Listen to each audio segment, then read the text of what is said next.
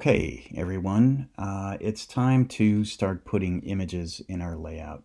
So where we left it last time was we had our two stories roughed out and we had frames created for each of the two images that we're going to be importing.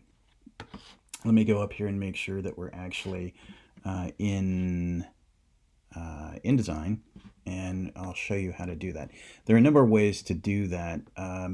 And the command that you're going to want to remember if you're going to be placing a lot of pictures is Command D, and that's the shortcut to get to place. Okay, so with the Command D, you get this dialog box, and my images right now are in downloads. So I'm going to navigate to the pictures that I want to place, which are these three. And by holding the Shift key down, you can select three at a time and bring these in. All right, so when we hit open, then we get this nice little preview of the image that we're about to place. And for some reason, it doesn't always work. So if we just click once with that loaded in there, the image will place at its full sort of native size, okay, and aspect ratio. So if we do that again, you can see that that's a much bigger image. And if you do it the third time, we're dealing with a much, much bigger image. So that might make it a little difficult to work with, right? So if we do a couple of undos with Command Z, the next easiest way to place pictures is to, with them already loaded up like this, is to click and drag. And if you'll see, that will maintain the aspect ratio of the image, but place it in a frame of a size that you select. So you can see that this is sort of an easier way to do that, right? So there's a third way that we can go ahead and place those images. I'm just going to select those and delete them. And that's by pre-selecting a frame and then placing the image into it. So with this frame selected, what we're going to do is go back to that Command D function, back to our menu, and we know that that's going to be Trump, a photo from Business Insider.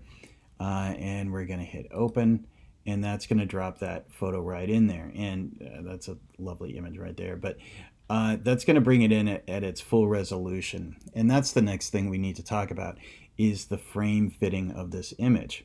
So how do we get this image to look something like this, right?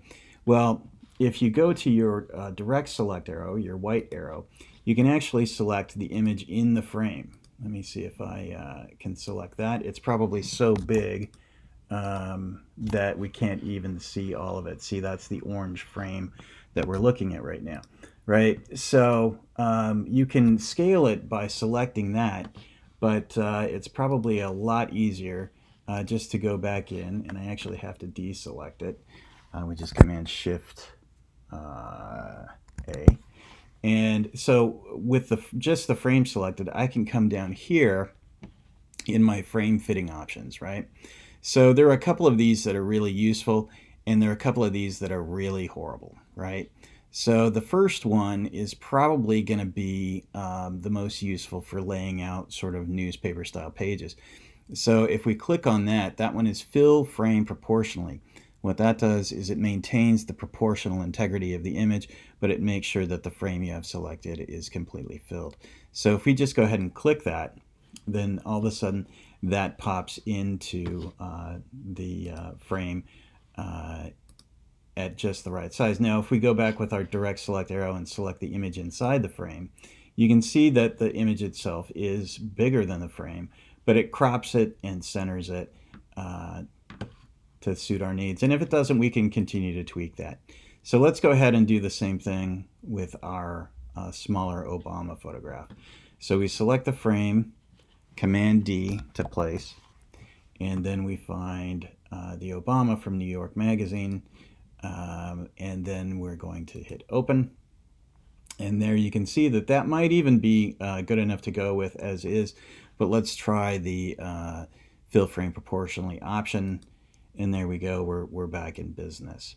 So this can be pretty useful. There are a lot of other options to talk about here, but for the sake of getting through your test, probably just knowing how to fill frame proportionally will be enough to get you through. And I think that's where we're going to leave it this time. So thanks again.